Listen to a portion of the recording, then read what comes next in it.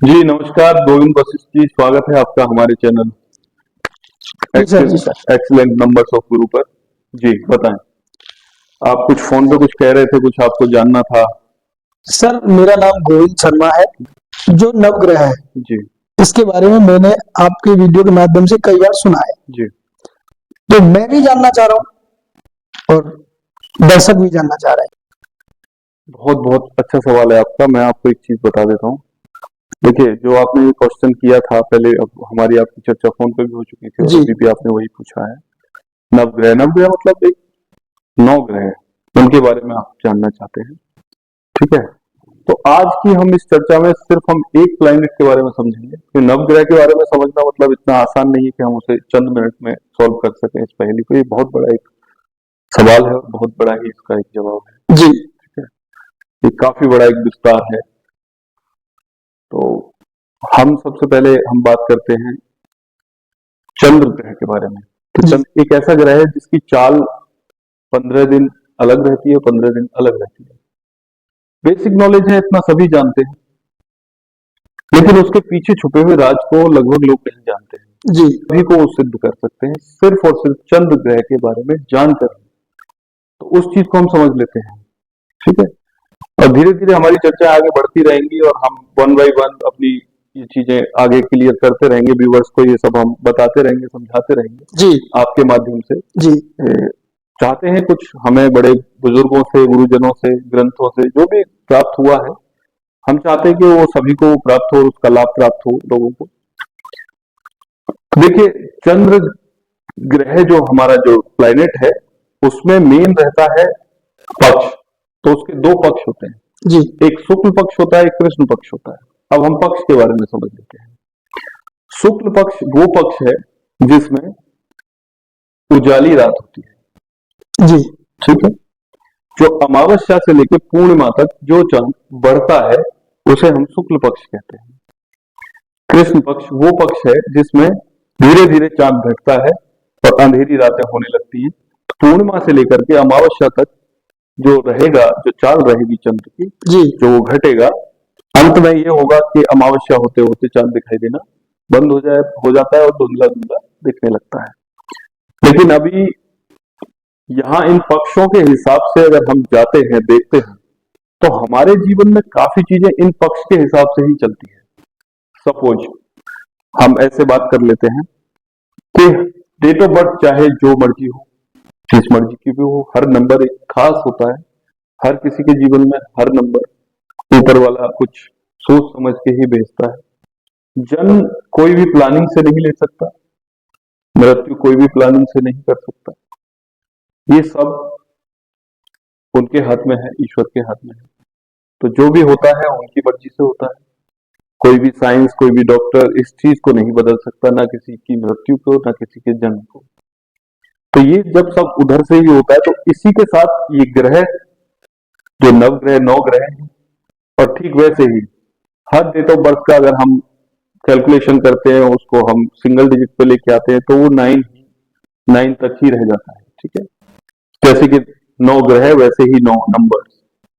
1 से लेके 9 तक के बारे में हम थोड़ा चर्चा कर लेते हैं। फर्स्ट, एक नंबर सूर्य का नंबर होता है। तो जो 1 तारीख को पैदा हुए जो जातक होते हैं, 19 को जो पैदा हुए जातक होते हैं, उनका मूलांक वो 1 बनता है।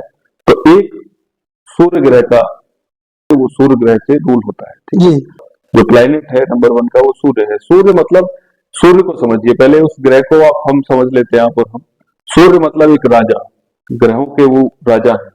ठीक है, तो जो जातक होगा, एक जिसका मूलांक 1 रहेगा, उस जातक के बारे में आप देखिए, जानिए, समझिए। वो जातक की जो विचारधाराएं रहेंगी, जो उसका जो जीवनचर्या होगी, वो सब कुछ बिल्कुल एक राजा की तरह रहेगी। वो अपनी फैमिली में, अपने फ्रेंड सर्कल में, अपने कार्य क्षेत्र में, हर जगह वो एक राजा की तरह ही भूमिका निभाते हैं। और उसी जी के हर व्यक्ति को ईश्वर ने कुछ खास बनाया है, उसको हर व्यक्ति को कुछ खास दिया है। जी जी जी ठीक है, कि अगर ईश्वर कृपा हो, जैसे कि कहते हैं ना कि एक कहावत है, जी अल्लाह मेहरबान तो गदा पहलवान। जी जी तो ठीक वैसे ही वाली बात हो जाती है। अगर उनका मर्जी होती है तो वो किसी को भी राजा को रंक बना देते हैं, रंक को राजा बना देते हैं, किसी के साथ भी कुछ भी कर सकते हैं। लेकिन उसके अलावा भी अगर हम इन चीजों को समझते हैं, अपने ग्रहों को, अपने इन सबको लेके चलते हैं साथ में, तो काफी कुछ आगे तक हमारा हो सकता है। दूसरा, देखिए, जो हम बात कर रहे थे, जो हमारी चर्चा हो रही थी, वो सबसे फर्स्ट में हमने चंद्र ग्रह को लेकर के की थी। जी। तो चंद्र ग्रह को हम समझ लेते हैं। जो हमारा जो टॉपिक था वो चंद्र ग्रह पे ही बेसिकली ये था आज का, जो हम आपको, अपने दर्शकों को, सबको समझाना चाहते हैं। जी। चंद्र ग्रह की हमने जैसे कि आपको अभी चाल उनके बारे में बताया कि उनका किस तरीके से रहता है, 15 दिन अप जाते हैं, 15 दिन डाउन जाते हैं, तो उस तरीके से उनका कृष्ण पक्ष, शुक्ल पक्ष, ये दोनों पक्ष हो गए। पक्षों के बारे में हमने आपको विस्तार से बता दिया, ठीक है। अब इसी चीज से समझते हैं चंद्र ग्रह का जो हमारे जीवन में जो प्रभाव है वो जन्म से नहीं है जी। वो हमारे जन्म से पहले से ही हमारे जीवन में उनका प्रभाव आना स्टार्ट हो जाता है, ठीक है। यदि अगर इस टॉपिक को अगर कोई समझना चाहता है, इसके बारे में अगर जानना चाहता है या जानता है, तो वो व्यक्ति बिल्कुल जैसा चाहे वैसी संतान उत्पन्न कर सकता है, और जो चाहे वो संतान उत्पन्न कर सकता है, ठीक है। अगर वो चाहते हैं कि मुझे पुत्री चाहिए तो पुत्री होगी, अगर वो चाहते हैं पुत्र तो पुत्र होंगे, ठीक है। हमारी पौराणिक कथाओं के अनुसार इसके इसके विषय में बहुत कुछ बताया गया है। साइंस इस चीज को भले ही नहीं मानता है जी। लेकिन हमारे वेद ग्रंथ ये कभी झूठ नहीं हो सकते, गलत नहीं हो सकते। हमारी पौराणिक कथाएं जो हैं वो कभी गलत नहीं हो सकती। उनके अकॉर्डिंग अगर हम इस चीज को समझने की कोशिश करें तो वो वाली बात हो जाती है बस। जैसे लोग सोचते हैं कि नाच ना आंगन टेढ़ा, वो वाली कहावत जी। वो भी हो जाता है। लोगों को किसी चीज के बारे में प्रॉपर पता नहीं होता है तो वो समझ लेते हैं कि अब नाच नहीं आ रहा तो फिर आंगन टेढ़ा है। लेकिन अगर किसी चीज को विस्तार से अगर हम समझेंगे, जानेंगे, तो हम वो कर सकते हैं जो हमारे वेदों ने हमें सिखाने की कोशिश की है, जो हमें बताया है, सिखाया है। तो ये चंद्र की चाल के ऊपर ही डिपेंड करता है।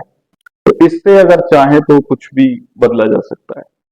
जैसे कि हम बात कर रहे थे नंबर 1 की, सूर्य का नंबर होता है जी। तो सूर्य वाले जो जातक हैं उनके जीवन में देखिए, अगर चंद्र शुक्ल पक्ष में चल रहा है तो शुक्ल पक्ष के हिसाब से अगर वो अपने कामों की प्लानिंग करते हैं, जो अपने कार्य करते हैं, अपने कार्य क्षेत्र में कुछ भी, वो बिजनेस करते हैं या कुछ भी करते हैं, तो अगर वो शुक्ल पक्ष में उस चीज का नींव रखेंगे या उस काम में अपना वो करेंगे तो उन्हें प्रगति होगी, 100% होगी। वो कृष्ण पक्ष में करेंगे तो थोड़ा डल हो जाएगा। ठीक उसी प्रकार से सभी जातकों का नंबर 1 से लेकर नंबर 9 तक ठीक इसी तरीके से हर जातक के साथ में यही होता है, ठीक है। नंबर 2 की बात करते हैं, जो कि खुद चंद्र से ही रूल होते हैं ये लोग।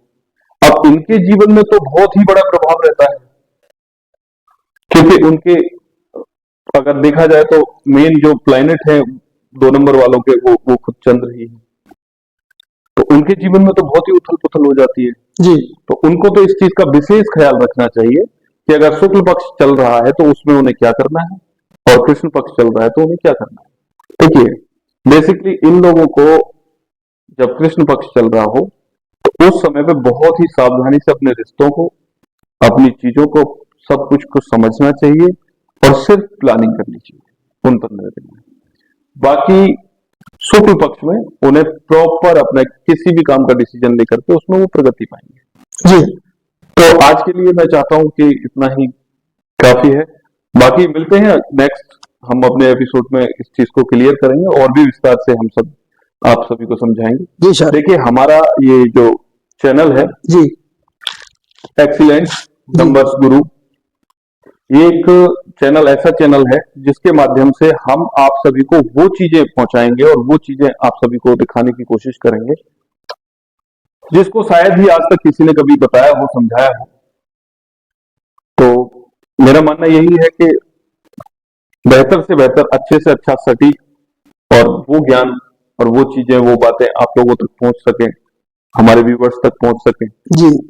जिससे कि सभी का नहीं तो कुछ लोगों का, जो हमें सुनना, समझना, हमें लाइक करें, जो हमें हमारे साथ जुड़े, जो अपना समय, कीमती समय हमें दें, तो उनका बिल्कुल 100% फायदा होना ही चाहिए। ये तो बनता ही है सर। देखो, जो आदमी सुन रहा है वो लाइक भी करेगा, कमेंट भी करेगा, समझेगा भी, ये तो बनता है सर। देखिए, चाहते हैं हम कि देखिए हमसे जुड़े, लाइक करें, शेयर करें, सब्सक्राइब करें, ठीक है। तो ठीक है दोस्तों, नमस्कार। अब हम विदा लेते हैं आपसे आज के इस एपिसोड में यही, और फिर मुलाकात करते हैं आपसे नेक्स्ट एपिसोड में। तो अभी इस चर्चा को हम आगे फिर से करेंगे कंटिन्यू, चंद्र की चाल को लेकर के, और चंद्र ग्रह को हम पहले समझेंगे। पहले हमारी चर्चा इसी पे विराम होगी, उसके बाद ही हम बाकी के नवग्रह के बारे में विस्तार से आपको इसी तरीके से जानकारी देंगे। जी।